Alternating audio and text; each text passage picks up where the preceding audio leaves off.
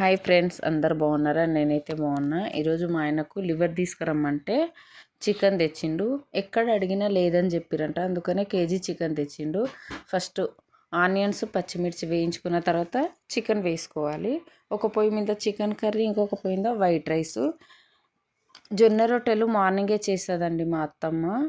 12 to 15 వరకు చేస్తుంది, ఎందుకంటే పిల్లలు సతాయిస్తారు కదా, చిన్న పిల్లలు ఉన్నారని.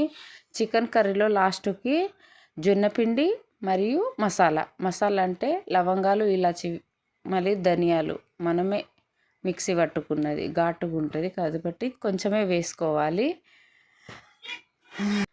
చికెన్ కర్రీ మరియు రైస్ అయితే కంప్లీట్ అయిపోయింది. పిల్లలకైతే తినిపించిన తర్వాత మేము తిన్నాం, ఎందుకంటే మధ్యలో ఏడుస్తారని ఫస్ట్ వాళ్ళకే కంప్లీట్ చేసిన తర్వాత మేము.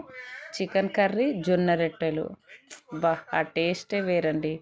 చపాతీ కన్నా జొన్న రొట్టెలతో తింటేనే మంచిగా డైజెషన్ అవుతుంది.